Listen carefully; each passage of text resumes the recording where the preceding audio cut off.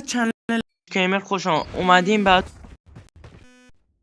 قبلی گذاشتم بشین ببین خیلی خفن شده، بشین قشنگ لذت ببر. ولی اومده اینجا آموزش نینجا شات رو بهتون آموزش شدین. خیلی ها بلد نیستم، خودم اصلا یه دورانی بلد نبودم، ولی الان یکم آماده دستم و راحت میشه دستش. خب و دمتون گرم سر شورت ویدیو 1000 ببین 1000 بازدید گرفت. دمتون گرم، واقعا خوشحال شدم. یه انرژی گرفتم اومدم 3 تا براتون ویدیو ساختم. تازه از مدرسه اومده بودم. البته ویدیو قبل گفتم، ولی خب و گفتم کسایی که لایک و ساب نکنم خب فینیشر میشن. خب پس ساب کن که فینیشر میشی، لایک و ساب یادم نره، وگرنه همین بات مثل بات های قبل یا 10 تا بات زدم اونو میمیری. پس لایک و ساب یادت نره. خب اول شما اینو میزنید سمت راستتون که راحت‌تر میگم. به هر حال خب چون که تازه آموزش شادگان شلاقی گذاشت بودن، به زبونم شادگان شلاقی مونده. خب به هر حال شما اینو میذارید سمت راستتون، بعد انمی مورد نظر خود رو پیدا میکنید. بعد نینجا شاتا بیشتر بلدن کدوم متر، مثلا من فکر کنم از اینجا به بعد میشه من بتونیم به آدم بریم علاقه. من براش نینجا شات من نمیدارم یا بهتر بگم نینجا او اینو دمیج شدم. میبینی این آسمون داشتم میدارمشون اف که فقط دمیج شدم. خب شما میایین اینجا اویسا اولین کاری که میکنیم دستم نباید اصلا شمشیری گانی اینا باشه، بعد من شاتگان باشه که بتونی نینجا شات تمیزی داشته باشی. و شما میزنید زیر پای قشنگ اینجا. اشتباه زدم.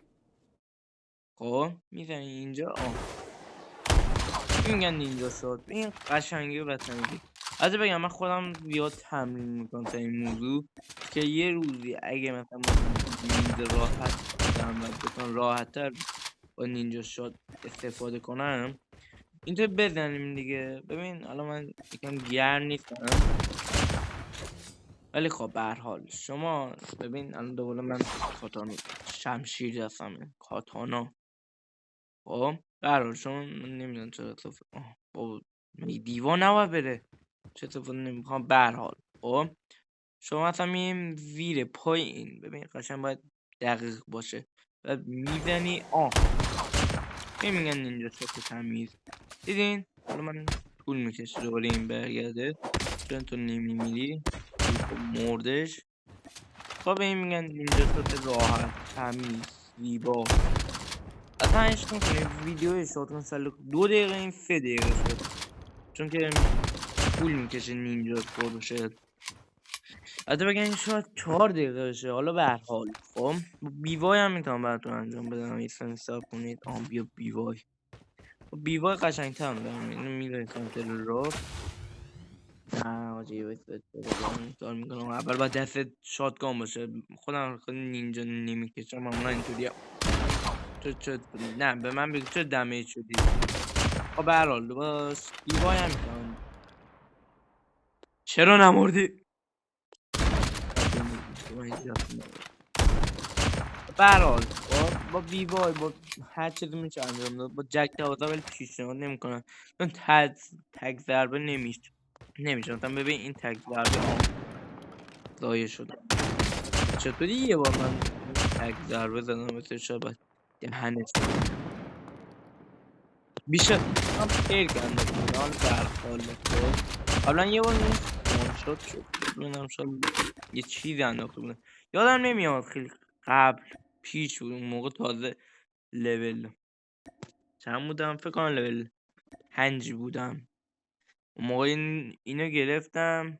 خب بعد این چیز ذوق‌مرگ شدم این چرا وان شات خفنیه. بعد فهمیدم این داشت تاس ایتم که انداختم ماشاءالله یه بار وان شات اصلا یادم ویدیو گرفتم دیگه فیلم نکشید پاکش کردم. یکاش پاکش نمی‌کردم که بهتون نشون بدم، ولی این یه بار وان شات کرد. بعد یاده توی بتل رویالم بود که دراب کشیده بودم، بعد دعا میکردم که این وانشات بشه، دقیقا زدم وانشات شد. ولی استفاده ناپذیر شده. ولی به هر حال من دیگه حرف این اکو جانمون ندارم. نه این لانگ شات هم نمیخوام آقا. یه نینجا شات با بیوای میدم، بعد خدایا رو نگهدار یه نینجا شات عشق کن و لذت ببر. نمیفهمم میمیرم، ولی خب با بیوای نزنیم کریم بهتره. کریم زودتر میمیره میدونیم. خب تا ویدیوهای بعد که هفته بعد میشه، خدا یارو نگهدار.